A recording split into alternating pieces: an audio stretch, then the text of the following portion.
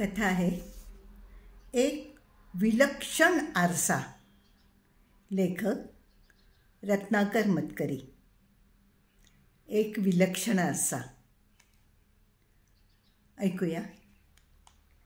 दैव कुणाची सांगड कुणाशी घालेल हे सांगता येत नाही. माझंच उदाहरण घ्या ना. मी लोकप्रिय सिनेतारका मोहिनी देवी.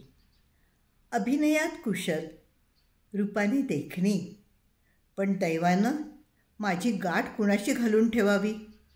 एका कुरूप पांगळ्या बहिणीशी. पण मी काही तक्रार करत नाही. देवाच्या मनात असेल तसं होतं म्हणते आणि या कुरूप पांगळ्या बहिणीला सांभाळून घेते. हो, तिचं तरी दुसरं कोण आहे, नाही का? तिनं आपलं श्रीमंत बहिणीकडे नाही तर दुसऱ्या कुणाच्या तोंडाकडे बघायचं. बाबा गेले आणि आम्ही पोरक्या झालो. तेव्हा मी जेमतेम 20 वर्षांची होते. माधुरी तर 17 वर्षांची होती. तिच्या पायांवरून लहानपणीच वारं गेलं होतं. तिचे शरीरयष्टी जेमतेमच होती आणि रंग सावळा होता. मी मात्र रूपाने, शरीराने, वर्णाने फार उजवी होते. आम्हाला दोघींना एकत्र पाहून लोक अवस पुनव असं म्हणायचे. बाबा देखील तसं उघडपणे बोलून दाखवायचे. माधुरीला मात्र कशाचंच काही वाटलेलं दिसत नसे. कुणी तिला लागेलसं काही बोललं किंवा तिच्या दुबळेपणाचा उल्लेख केला की ती नुसतीच हसायची. हसताना तिच्या गालांना खळ्या पडत. त्यामुळे त्याच वेळेला ती थोडीशी बरी दिसायची. मनाला काही लागल्याचं ती मुळी दाखवीतच नसे. पक्की ढोंगी. तिला काय वाईट वाटत नसेल थोडंच, पण मग ते लपवायचं कशाला, नाही का? आणि सदा न करा त्या हसण्याचं नाटक कशाला करायचं? माझा स्वभाव अगदी ह्याच्या उलट. मी मनातलं सगळं बोलून टाकणारी. मला कुणी नावं ठेवण्याचा प्रश्नच नव्हता मुळी. रूप रंग तर होताच, पण गुणही वाखाणण्यासारखे होते. माझं म्हणून नाही सांगत हं, पण शाळेत असल्यापासून प्रत्येकजण माझ्या गाण्याची, नाटकात कामं करण्याची तारीफ करायचा. परिस्थितीमुळे पुढे मला गाणं वाढवता आलं नाही, पण अंगातली अभिनय कला मात्र मदतीला धावून आली. माझी एक मैत्रीण शाळा अर्धवट सोडून सिनेमात गेली होती. बाबा गेल्यानंतर जेव्हा 2 वेळच्या अन्नाची पंचाईत झाली तेव्हा तिने मला आपल्याबरोबर नेलं. माझं रूप आणि कामाची समज दोन्ही पाहून मला हळूहळू दोन्ही बारीक सारीक का होईना पण लक्षात राहण्याजोगी कामं मिळत गेली. मी देखील नसता सोवळेपणा केला नाही बाई. सिनेमाच्या धंद्यात करायला लागतं ते सारं काही करून मी माझं बस्तान बसवून घेतलं. गेल्या 10 वर्षात मला भरपूर पैसा मिळाला. नावही मिळालं. माधुरीला मी काहीही कमी पडू दिलं नाही हं. तिच्याकडे बघायला एखादी दाई ठेवू असंही मी तिला सुचवलं, पण नाही, तिने काही ते मानलं नाही. चाकांच्या खुर्चीत बसून आणि कुबटीच्या मदतीने तिला हिंडता फिरता येईल, पण तिला विशेष फिरायला तरी कुठे हवं असायचं. आपल्या खोलीत बसून ती एकसारखा कसला तरी विचार करायची, वाचायची, नाही तर कविता गुणगुणायची. लहानपणापासूनच तिला कविता करायचा छंद होता. मी बाई काही त्या वाचण्याच्या भानगडीत पडत नसे हो. तशा 1-2दा नजरेखालून घातल्या होत्या मी त्या. काय चमत्कारिक कल्पना असत एक. म्हणे कधी कधी वाटतं पिसासारखं हलकं व्हावं आणि दूर दूर दूर उडून जावं. पंगू माणसाने पिसासारखं उडून जाण्याची कल्पना करणं चमत्कारिक नाही आहे का? अगदी दूर दूर उडून जाणार तरी कुठे. हिला तर शेजारच्या खोलीतसुद्धा जायचा कंटाळा. पण मी तिला काही बोलत नसे. ही सध्या आजारी माणसं कुढून कुढून अशी एककल्ली होतात आणि मग नाही त्या कल्पना त्यांना सुचत असतात. असं मनाशी म्हणायचं आणि सोडून द्यायचं. शिवाय मी काही टीका करते तर त्यावर ती शिष्टासारखी हसलीच असती. तिचं हसणं म्हणजे असं दर्शविणारं असायचं की दुसरी माणसं म्हणजे अगदी मूर्ख आणि सगळा शहाणपणाचा गड्डा काय तो हिच्याकडेच दिलेला. लहानपणापासून माझं तिचं फारसं सख्य नव्हतं. याचं कारण तिचा तो विचित्र अबोल स्वभाव, जगावेगळ्या आवडीनिवडी आणि विक्षिप्त छंद. लहानपणी मी मोठ्या कष्टाने फुलपाखरं जमवून त्यांच्या पंखांना दोऱ्या बांधाव्यात आणि हिने वेडपाटसारख्या त्या कापून ती सोडून द्यावी. रंगरूप नाही ते नाहीच, पण राहणं देखील अगदी गबाळेपणाचं. आणि वर ते शिष्टासारखं हसणं. कधीकधी मला तिचा विलक्षण संताप यायचा. घरात पैशाला तोटा नव्हता, पण ही खर्च नावाला करायची. कपडा लत्ताही अगदी साधा वापरायची. म्हणजे माझ्याकडे कुणी आलं की त्यांच्यासमोर माझा कमीपणा व्हावा, हा हेतू. पूर्वी बाबा म्हणायचे की माधुरी मोठ्या मनाची आहे, पण मी तर शपथेवर सांगते की तिला मनातून माझा मत्सरच वाटत असला पाहिजे. तिच्या बोलण्यावरून ते कळतं ना सगळं. मला पैसा मिळतो, सगळीकडे माझं नाव होतं, हेच तिला खपत नाही. अपशकुन्यासारखी सांगते काय, ताई तू सिनेमाचा धंदा सोडून दे, तिथली माणसं चांगली नसतात. म्हटलं बाई गं, माणसं चांगली ने वाईट, आजकाल महत्त्व आहे ते पैशाला. तर डोळ्यात पाणी आणून अगदी नाटकातल्यासारखं म्हणते कशी, ताई अगं पैसा पैसा काय करतेस, तुला मला जन्मभर पुरेल इतकं मिळवलंयस. अधिक पैशाच्या मागे लागून तू खोल खोल रुतत चाललीस या घाणीत. घाण घाण म्हणे घाण. घरी बसून माझ्या जीवावर वेदांत शिकवायला हिचं काय जातंय. हे सारं कसंबसं सहन करत होतेच मी, पण दिलीपच्या बाबतीत मात्र कमाल झाली. दिलीप म्हणजे आमचा शायर, सिनेमाची गाणी लिहिणारा, दिसण्यात देखणा, वागण्यात सरळ. म्हणायचा की सिनेमाची गाणी म्हणजे खरं काव्य नव्हे, हा सगळा बाजारू माल. पण त्याच्यावर घराची जबाबदारी होती, म्हणून त्याने मनाविरुद्ध हे काम पत्करलं होतं. मी त्याची आपणहून चौकशी केली, त्याच्याविषयी आस्था दाखवली. हळूहळू आमची चांगलीच मैत्री जमली. दिलीप मला मनापासून आवडायला लागला. खरं तर दिसेल त्या पुरुषाच्या प्रेमात पडण्याचं माझं वयही राहिलेलं नव्हतं आणि आमच्या धंद्यात देखण्या पुरुषांचाही तोटा नव्हता. पण दिलीप तो सर्वांपेक्षा वेगळा होता. या धंद्यात राहूनही तो कमळाच्या पानासारखा कोरडा राहिला होता. आपण बरं की आपलं काम बरं, अशी त्याची वृत्ती होती. अगदी गंभीर, स्वतःच्याच तंद्रीत असलेला, स्वप्नाळू डोळ्यांचा तो तरुण मला हळूहळू आवडू लागला. एक दिवस मी त्याला घरी घेऊन आले आणि कशी कोण जाणे त्याची माधुरीशी ओळख झाली. तिच्या अपंगपणाबद्दल त्याला खूप वाईट वाटलं. एका दृष्टीने मला ते बरंच वाटलं, कारण त्यामुळे माझ्या सौंदर्याचं महत्त्व त्याला अधिक पटणार होतं. घरातून बाहेर पडताना मी म्हटलंसुद्धा त्याला, आम्हा दोघी बहिणीत तुम्हाला खूप फरक वाटला असेल नाही. तो फक्त फरक तर खराच एवढंच म्हणाला आणि डोळे मिटून गप्प बसला. त्याच्याशी मैत्री करण्याचा माधुरीने दाखवलेला आगाऊपणा मला मुळीच आवडला नाही. पण तो आला की तीच त्याच्याशी गप्पा मारीत बसायची, जसा काही तो हिचाच पाहुणा. बरं, दोघांच्या गप्पा अशा रंगत की 10 वेळेला सांगावं तेव्हा दिलीप बाहेर पडायला तयार व्हायचा.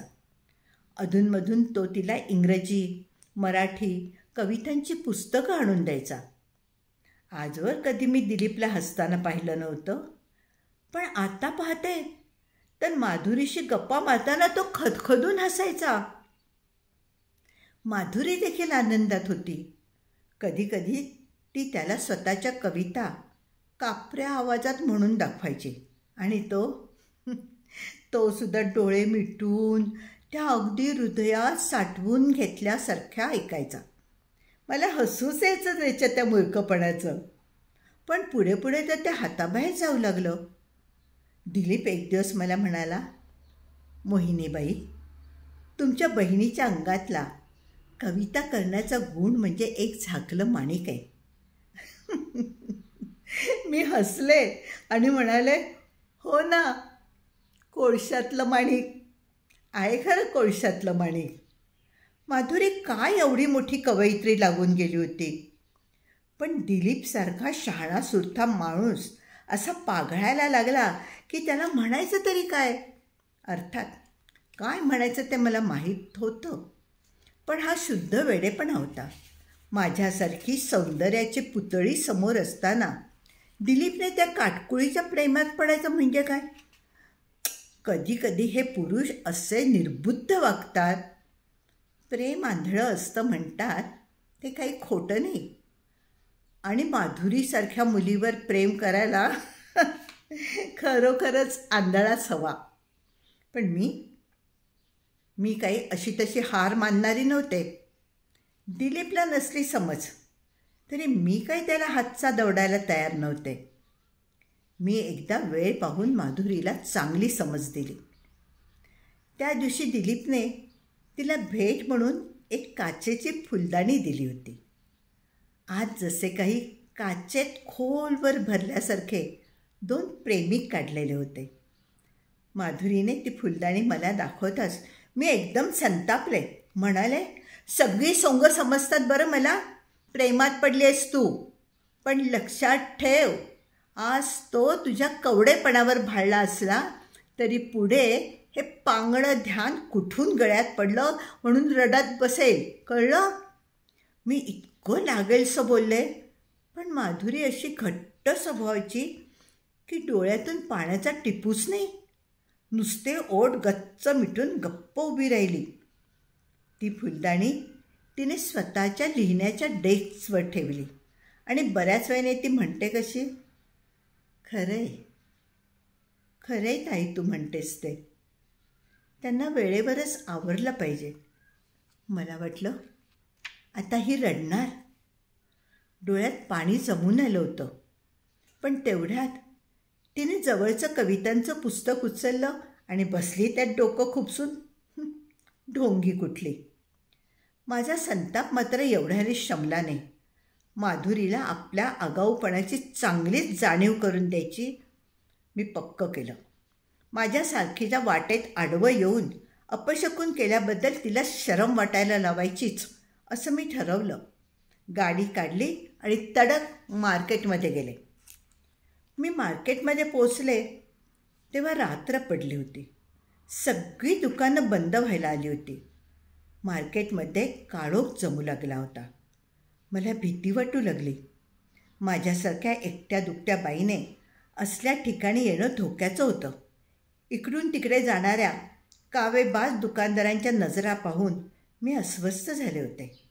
इतक्यात मला एक दुकान दिसलं. त्याच्या फळ्या जवळजवळ बंद झालेल्या होत्या, पण मी जवळ जाताच त्या आपोआप उघडाव्यात तशा उघडल्या. मला ते थोडं विचित्र वाटलं, पण मग लक्षात आलं की मालकानं दुकान बंद करता करता मला पाहूनच दरवाजा उघडला होता. मालक अगदी वृद्ध, सुरकुतल्या शरीराचा आणि हडकुळा होता. त्याच्या केसांच्या पांढऱ्या शुभ्र जटा झाल्या होत्या. डोळे मात्र हिरवेगार आणि चमकदार होते. माझ्याकडे बोट रोखून तो म्हणाला, या, अगदी तुम्हाला पाहिजे तसला आरसा आहे माझ्याकडे. मी हात केले. सबंध दुकान नुसतं आरशांनी लखलखत होतं. छताला काचेची झुमरं लटकवलेली होती. त्यांच्या पैलूमध्ये प्रकाशाचे किरण चमचमत होते. त्यांचे हजारो बारीक प्रतिबिंब आरशांमधून पडलेली होती. त्यामुळे एखाद्या प्रचंड पैलूदार हिऱ्याच्या आतमध्ये कोंडून पडल्यासारखं वाटत होतं. मी गोंधळून गेले. मला एक मोठा आरसा खरेदी करायचा होता, पण कुठला आरसा चांगला आणि कुठला वाईट तेच कळेना मला.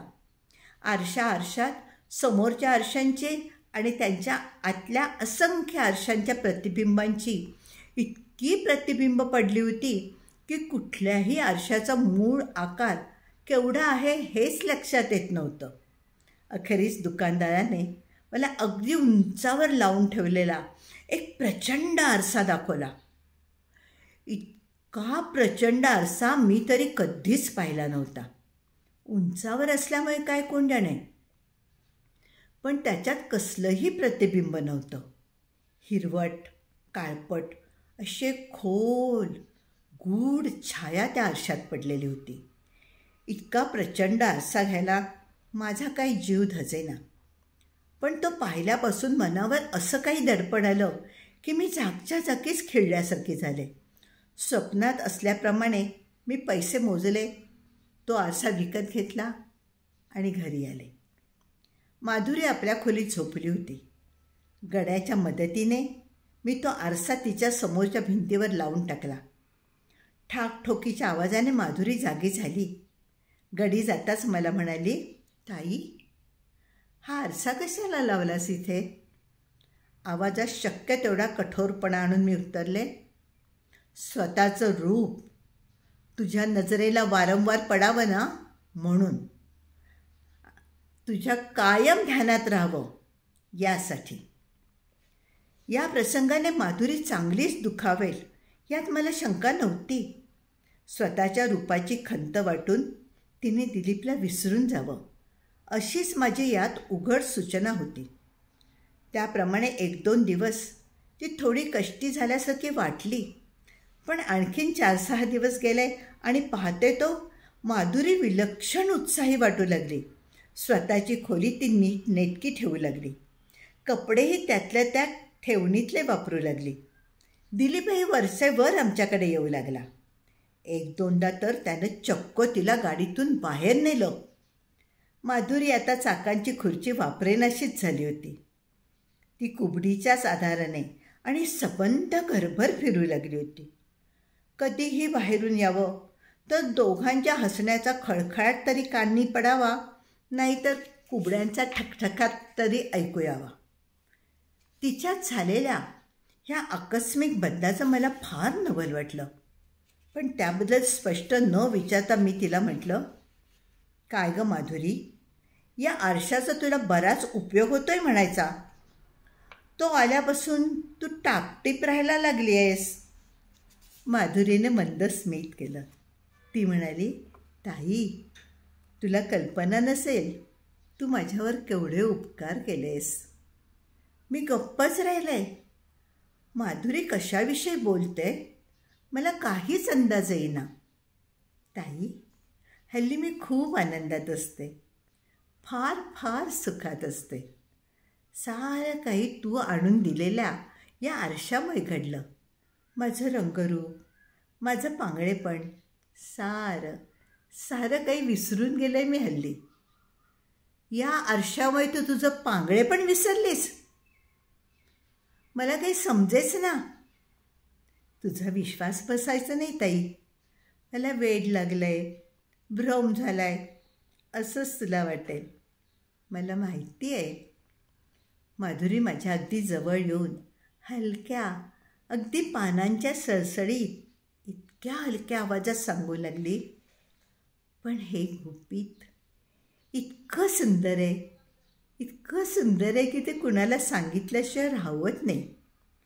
अजून दिलीपलासुद्धा सांगितलेलं नाही मी, पण तुझा अधिकार आहे ताई तेवढा. तूच हे सुख मला मिळवून दिलंस, मग तुझ्यापासून ते लपवून कसं चालेल. तू हा आरसा आणल्यानंतर 1-2 दिवसातली गोष्ट आहे. मी त्या आरशातल्या माझ्या प्रतिबिंबाकडे अशी शून्यपणे बघत होते आणि बघता बघता मी आणि माझं प्रतिबिंब एक झालो. आरशात जी आपल्या खोलीसारखी एक खोली दिसत होती तिच्यात मी वावरू लागले, पण आरशातली ती खोली या खोली इतकी रुक्ष नाही. रंगाने ती अशीच हिरवट आहे, पण कल्पनेतल्या नंदनवनासारखी बहरलेली हिरवीगार. तिला छत नाही आहे, तिला अंत नाही. ती क्षितिजापर्यंत पसरली आहे. तिथली जमीनसुद्धा हिरवळीहून मऊ मखमली आहे. मला हे कसं समजलं सांगू? अगं मी पाहिलं, पाय टेकवून. हो, मला पाय टेकवता येतो तिथे. मी न पडता चालू शकते. एवढंच काय, नाचू शकते, बागडू शकते. आणि किनईताई, त्या खोलीत एक आरसा आहे, हुबेहूब या खोलीतल्या आरशासारखा. पण त्यात मी किती सुंदर दिसते म्हणून सांगू ताई. माझ्या कल्पनेत, माझ्या कवितेत जे जे काही मला फार हवंसं वाटायचं ना, ते सारं सारं काही तिथे आहे. ताई, मी खरीखुरी आहे ती तिथेच आहे. आणि ती मी फार सुंदर आहे, फार फार सुंदर आहे. मी फाडकन तिच्या थोबाडीत मारून तिची बडबड थांबवली. नाहीतर ती त्या भ्रमात किती वेळ बोलत राहिली असती कोण जाणे. मी गाडी काढली आणि तडक दिलीपकडे गेले. माधुरीला भ्रम झाला असल्याचं त्याला कळवणं भाग होतं. दिलीपने हसत हसत माझं स्वागत केलं. तो मला म्हणाला, मोहिनीबाई, बरं झालं भेटलात. मला माधुरीबद्दल तुम्हाला काही सांगायचं आहे. म्हणजे याच्या देखील हे लक्षात आलं आहे? मी विचारात पडले. पण दिलीपचं पुढचं वाक्य वज्राघातासारखं माझ्यावर येऊन आदळलं. मी माधुरीशी लग्न करायचं ठरवलंय मोहिनीबाई. लग्न? त्या पांगळीबरोबर लग्न? दिलीपचा स्वर एकदम ताठर झाला. ती आता पांगळी राहणार नाही मोहिनीबाई. गेल्या 15 दिवसात तिला पाऊल टेकवता येऊ लागलंय. मला आणखीन एक धक्का बसला. माधुरी? आणि चालायला लागणार? ते शक्य नाही, अशक्य आहे, अशक्य आहे, मी ओरडले. ते शक्य झालंय कसं ते मलाही कळत नाही. त्याचं काहीही स्पष्टीकरण मिळत नाही. कदाचित केवळ इच्छाशक्तीच्या जोरावर ते शक्य झालं असलं तर. कारण एके दिवशी ती मला म्हणाली की प्रत्यक्षातही चालता येईलसं वाटतंय. आणि तिने प्रयत्न केला. त्याबरोबर तिला पावलं टेकवता येऊ लागली. पण मोहिनीबाई, तुम्हाला आनंद नाही झालेला ह्या गोष्टीचा? हं? मला तिचं काही खरं वाटत नाही आहे. तिला भ्रम झालाय, भ्रम, असं म्हणून मी माधुरीला झालेला तो भास सांगितला. ते कळताच खरं म्हणजे दिलीपला तिच्याविषयी तिटकारा वाटायला हवा होता. पण तो उलट माझ्यावर उसळला. वेडी ती नाही आहे मोहिनीबाई, वेड्या तुम्ही आहात. आरशातली दुनिया खोटी समजणाऱ्या तुम्ही वेड्या आहात. काय खोटं आहे त्यात? माधुरीचं मन सुंदर नाही आहे का? तुम्हा आम्हाला दिसतंय ते वरवरचं शरीर, दुबळं, कुरूप. किती संकुचित मन आहे हो तुमचं. स्वतःच्या सौंदर्याविषयी गर्व झाला आहे तुम्हाला. माधुरीला आपल्या रूपाची आठवण करून देण्यासाठी तुम्ही तिच्यासमोर आरसा उभा केला. माधुरी म्हणूनच त्याच्या पलीकडे पाहू शकली. किती किती क्रूर वागलात तुम्ही तिच्याशी. आमचं प्रेमसुद्धा तुम्हाला सहन झालं नाही. दिलीप, मला एकदम रडू फुटलं. आजवर कुणीच मला असं ताड बोललं नव्हतं. दिलीप, माझं तुझ्यावर प्रेम आहे म्हणून मी अशी वागले. दिलीप, पुरे सीन करू नका. प्रेमाचा अर्थ तरी कळतो का तुम्हाला? दिलीप ओरडला. मग मात्र माझा जळफळाट झाला. मी तडक तिथून निघून आले ती सरळ माधुरीच्या खोलीत गेले. मी तिला कायमचं बजावून ठेवणार होते की आजपासून माझ्या घरात दिलीपने पाऊलही ठेवता कामा नये. पण खोलीत माधुरी नव्हती. समोर तो आरसा मात्र त्या रिकाम्या खोलीचं आणि माझं प्रतिबिंब दाखवत होता.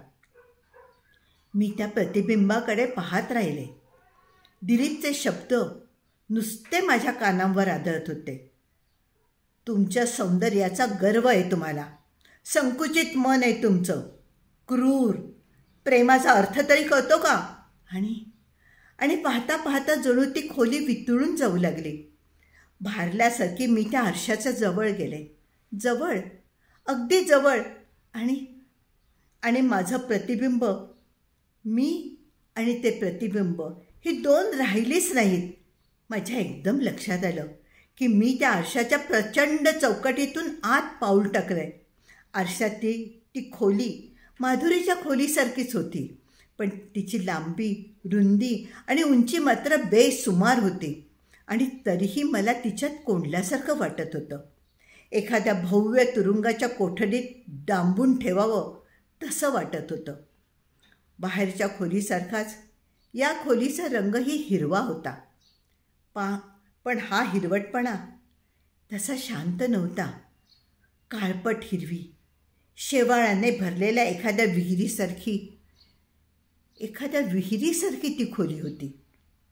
बघता बघता मला विलक्षण एकटेपणा जाणवू लागला. त्या प्रचंड खोलीत मी एकटीच सापडले आहे अशा भीतीने मी इकडून तिकडे सैरावैरा धावले.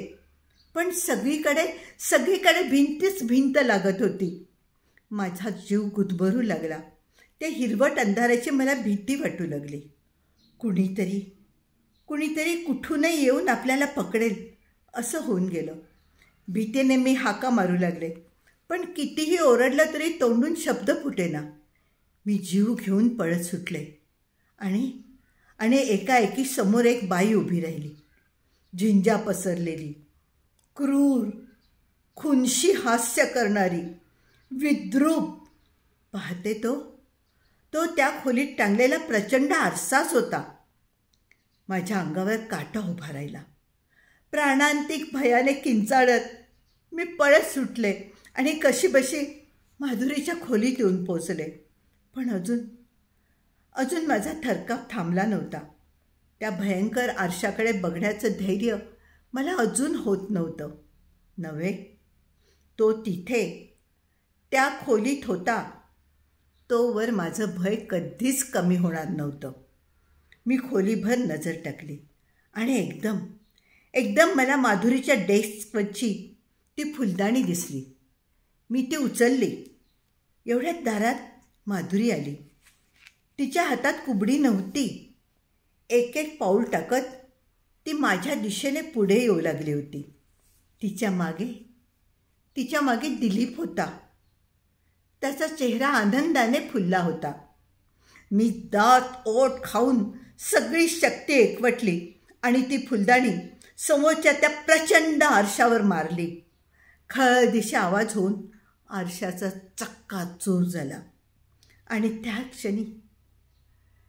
त्या क्षणी माधुरी जमिनीवर कोलमडली. दिलीपला तिला धरतासुद्धा आलं नाही. मीच पुढे झाले आणि तिला धरून चाकांच्या खुर्चीत बसवलं.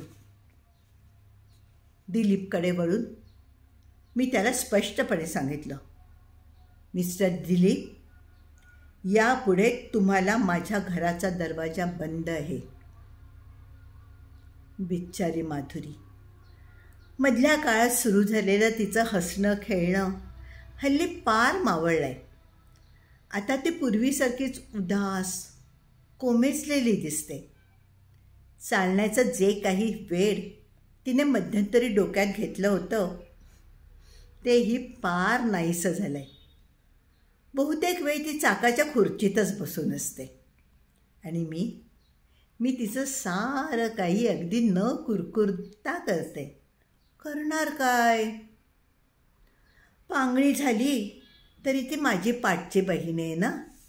मीच करते तिचं सगळं काही न कुरकुरता.